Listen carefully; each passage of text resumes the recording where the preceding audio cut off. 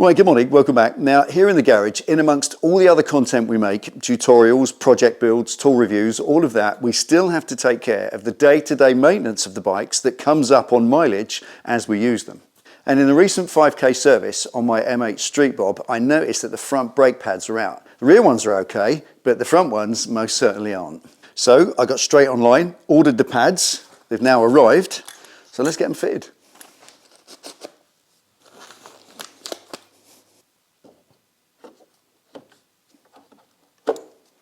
Now, like pretty much most brake calipers, the pads are held in with two pins, and these particular ones screw in with an Allen head.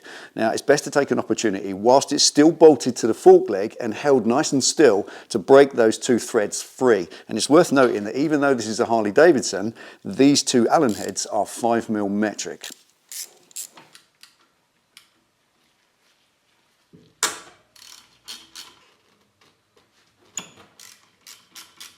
So with the two pins broken free, now we can take the two spline bolts out that hold the caliper onto the fork leg, wiggle the caliper free, strip the pads out and clean everything up inside, ready for the new ones. And if these two spline head bolts look like they need a specialised tool, they don't. They're just a 12-sided socket, and yet again, it's metric, but on this occasion, 10mm.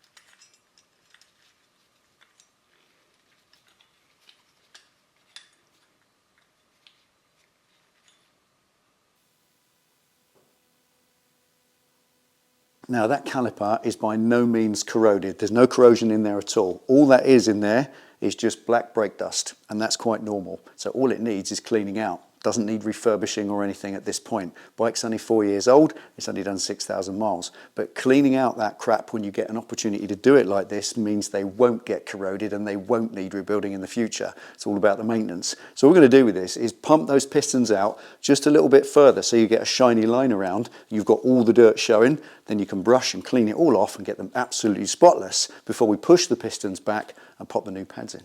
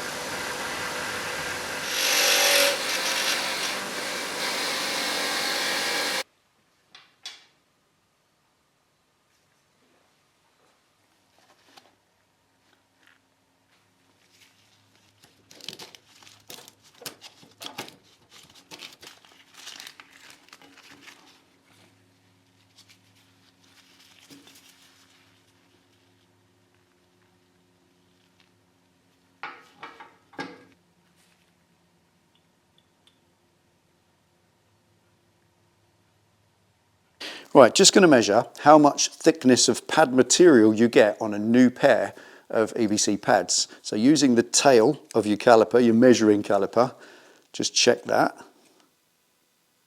and you get 4mm. There we are. Set the focus. There.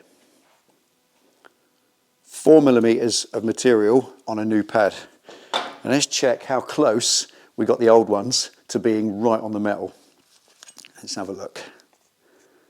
There. Check that out. Half a millimetre of pad material left. That's value for money. So halfway point, ready to reassemble, and assembly is the opposite of disassembly, obvious as with all things, and you have to accommodate these new thick fat brake pads in where the old skinny thin ones used to be. So that means pushing those 4 brake pistons back into their recess to make more room for the new thicker pads.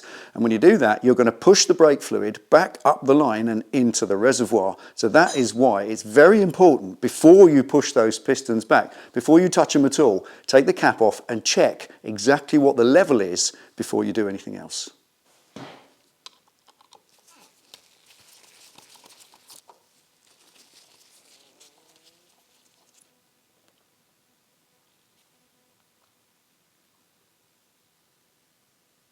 And as you can see, it's low. And it's low obviously because I've pushed all the pistons out and it's all down in the bottom of the system. Now I'm going to push those pistons back in to accommodate the new fat pads. That level will rise and I can just monitor it because I can see it and make sure it doesn't overflow. Then I can put the new pads in and set the level exactly once everything's rebuilt.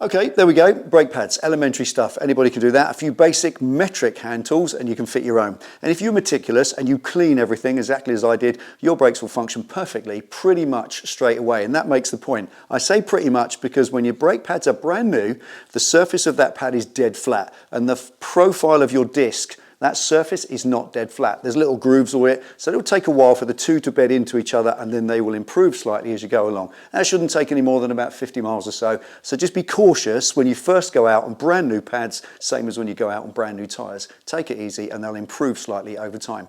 And that brings up one more very important point about getting the life out of your brake pads. And that is, don't push your luck with brake pad wear. It's not worth it. They don't cost enough. 0.5 millimetre of thickness on the brake pad material is the absolute minimum. Any less than that, and this stuff starts breaking up and disappearing, and then you're exposing the metal backplate itself to the steel disc. And not only is that going to gore up the disc, potentially warp it, but also it's going to vastly affect the braking efficiency of the bike, and that could be dangerous. So don't push your luck with brake pad wear.